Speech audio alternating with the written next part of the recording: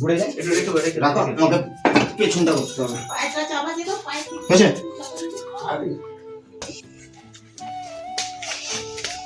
হয়েছে? এটা তুলবে তো? হ্যাঁ, ওই কোনা করি।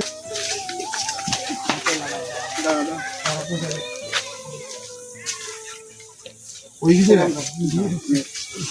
তো বন্ধুরা, আমি হরিপদ সামন্ত চলে এলাম আবার একটা নতুন ভিডিও নিয়ে আপনাদের মাঝে। তো বন্ধুরা, আজকে আবার যাচ্ছি তমলুকে চেক আপের জন্য। এটা আমার দ্বিতীয় নম্বর চেক আপ। তো আমার সার্জারি পরে এটা দ্বিতীয়বার চেক আপ। তো আমি চেক আপের জন্য যাচ্ছি। ডক্টর বাবু কি বলবে আজকে সামনাসামনি দেখে সমস্ত কিছু আপনাদেরকে জানাবো। কেননা একটু ভয়ে আছি। আমাকে তো তখন ফোন করেছিল, কিন্তু ডক্টর বাবুর সাথে আমার কথা হয়নি। কেননা আমার যে পার্সনের জায়গা থেকে যে মানে ব্লাডের যে ড্রেনটা বেরিয়ে গেছিলো, আমি তো মানে যারা হসপিটালের স্টাফ আছে তাদেরকে ফোন করে সেই সব ডাক্তারদেরকে ফোন করে আমি জেনেছিলাম। কিন্তু অর্ঘ্যবাবুর সাথে তো আমার কথা হয়নি। তো অর্ঘ্যবাবু কি বলবে আমি সেটা নিয়ে হয়তো ভয় পাচ্ছি একটু, ঠিক আছে।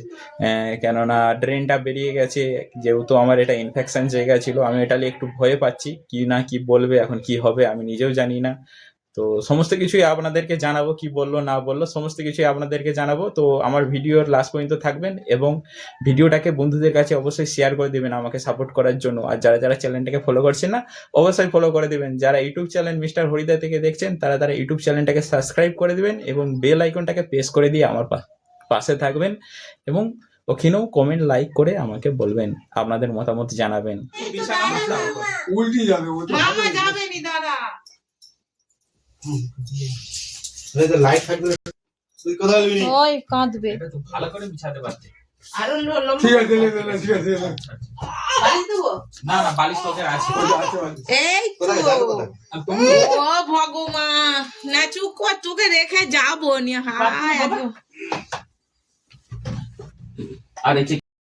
আর বন্ধুরা, এখানে আমার ভাগনা আমার সাথে যাবে বলে বায়না ধরেছে। ও ছোট বাচ্চা, মানে ওর মাকে ছাড়া থাকতে চাই না। এবার কখন আমি বাড়ি আসবো তার কোনো ঠিক নেই। তো ওকে নিয়ে যাওয়া কখনো সম্ভব? আপনারাই বলেন, সে আমাদের সাথে যাবে।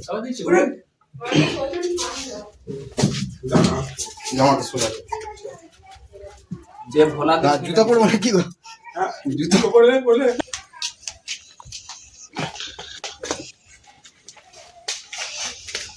হয়েছে? এটা তুলবে তো? হ্যাঁ, ওই কোনা করি। ওই দিকে ভালাতে ঘর দিকে যা। আগে টলি আগা যেতে হবে। টলি রাস্তার উপরে রাখবি, দেখ ওই দিক, সাইড হয়ে যাবে, ওই দিকে রাখতে। হ্যাঁ, রাখছি। সাইড হবে না, কাতে ওই টলটা আগাতে ধরে রাখতে, আগে না চলে আগাতে ধরে। কাতে এই দিকে দূর দিয়ে, তুমিটা দূর দিয়ে।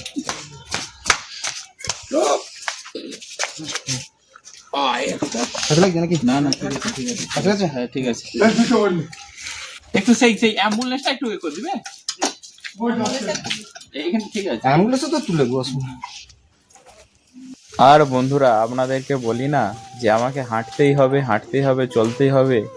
আর হুইল চেয়ারে করে কতদিন, এরকম করে কতদিন চলবে? আজকে কোথাও যাওয়ার জন্য বাড়িতেও লোক নেই, পাড়ার দাদা ভাই টায়ের দিকে ডাকতে হয়, কাকা টাকার দিকে ডাকতে হয় আমাকে একটু নিয়ে যাওয়ার জন্য। কেননা এরকম করে একা আমার বাপ মা তো আর আমাকে চাকিয়ে বের করতে পারবে না, কোথাও নিয়ে যেতে পারবে না। তাই সবাই সাহায্য নিতে হয়। কখন আসে কখন আসে না, যখন তাদের টাইম থাকে তখন আসে, কাজে ফাজে চলে গেলে লোক পাওয়া যায় না। তো প্রচুর প্রবলেমে পড়তে হয়, তাই আমাকে সুস্থ হতেই হবে। তো তুমি পেছাও না, তুমি পেছাও।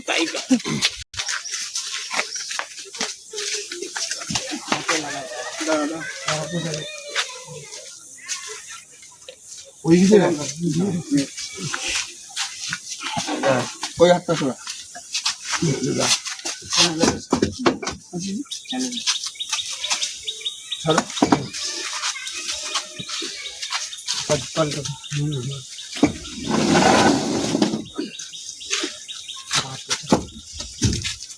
গাড়ি দিয়েছি সহজে না ফুল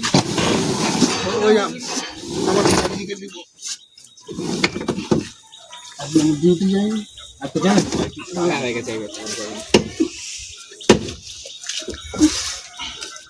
মুন্ডে তো আরে ঠিক আছে, আর দিলে তো রসে দাও, সিটে লেগে গেছে। সিটে তো লেগে গেছে। পাটা আছে, ঠিক আছে, পাটা দিয়েছে। চলো, তুই কি করলি? আমি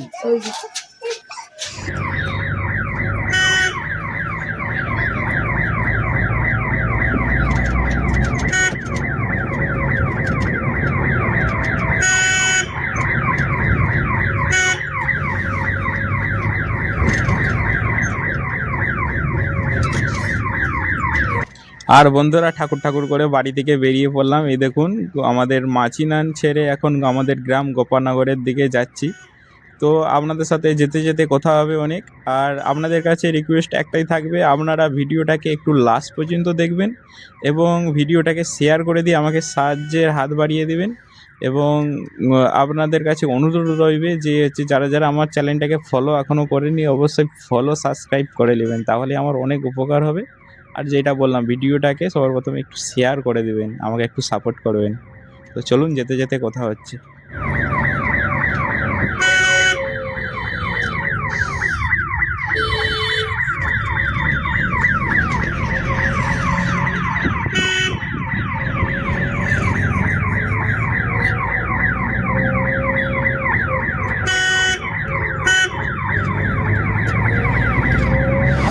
ও কাকা, না তোমাকে বলিনি যে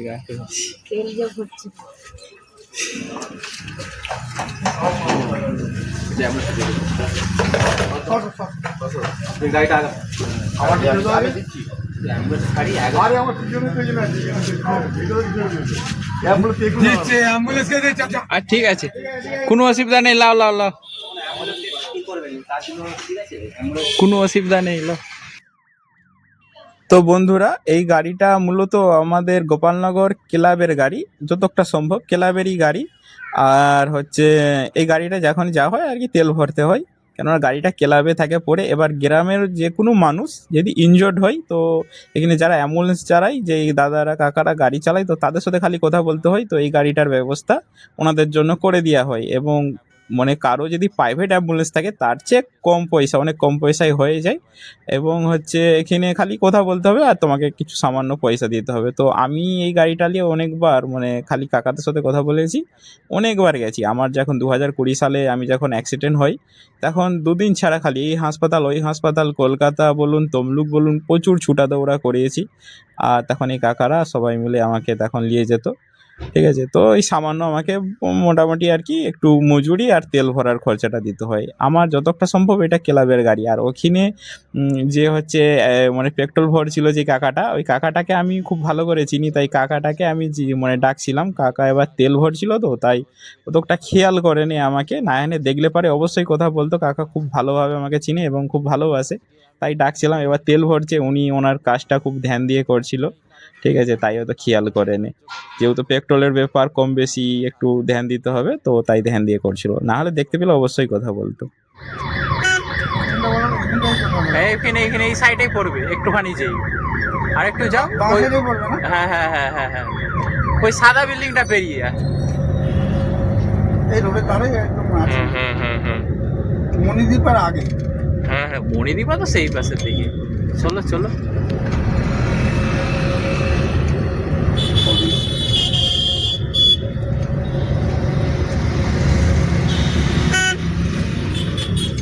এই জায়গাটা ওই যে সামনে যে ঢুকে যায় বাইকটা বেরাচ্ছে না, ওখানটাতে ঢুকে যাও। সীমা নার্সিংহোম, সেই সীমা নার্সিংহোমের পাশে আছে, সেইখানে যে একটা খয়েরি কালারের কার দাঁড়িয়ে আছে না, ওখানটায় যা। ঠিক আছে, ওটা অর্ঘবাবুর চেম্বার, এখানে সার্জারি ফার্জারি করে।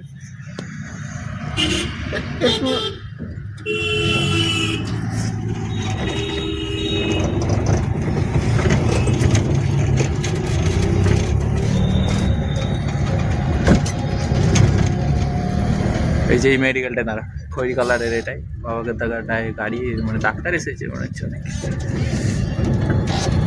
তো বড় বড় গাড়ি। তো বন্ধুরা সীমা নার্সিংহোমের কাছে চলে এসেছি, দেখতে পাচ্ছেন এই যে সীমা নার্সিংহোম পাশে ওইখানে আছে সীমা নার্সিংহোম।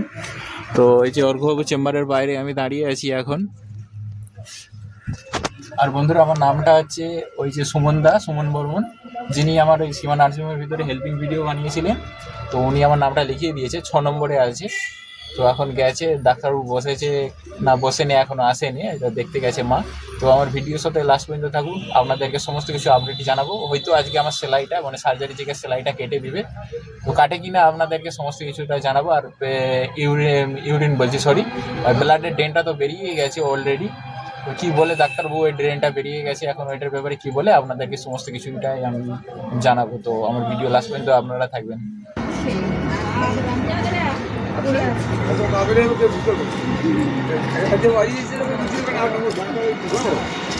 না হ্যালো আইসো না দইছে বুঝছো আজকে একটা দেবে যাবো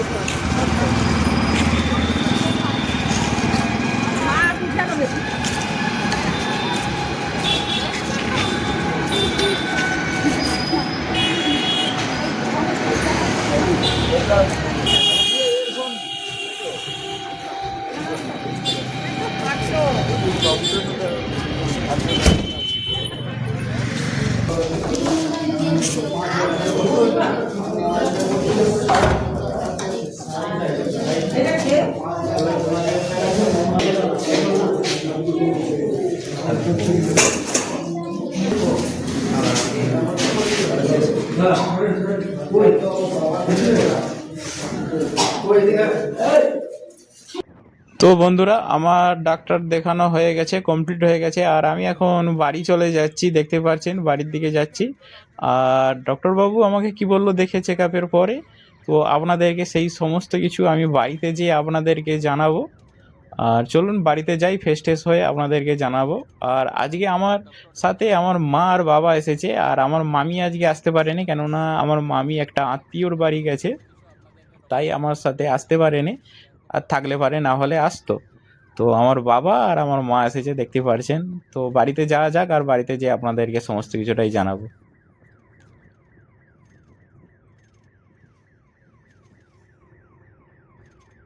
ছোটবেলায় হেঁটে ছিল ওখানে তো চলে ওটা তো মাঠ বাজার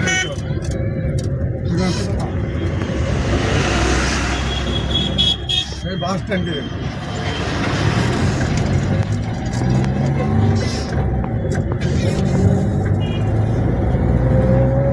ছেদা ওভারব্রিজ।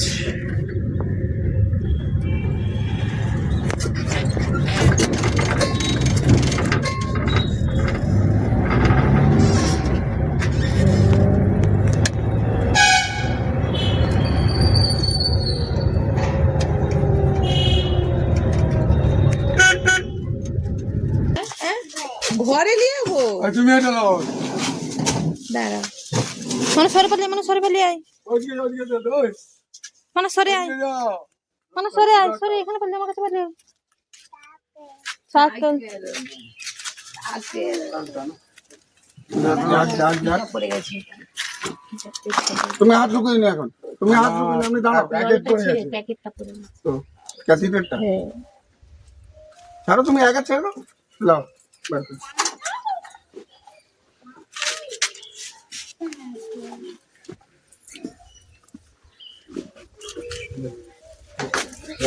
না তোমরা এখন ছাড়ো আমি বলতে লাও এবার লাও চলো তোমার জেঠিমা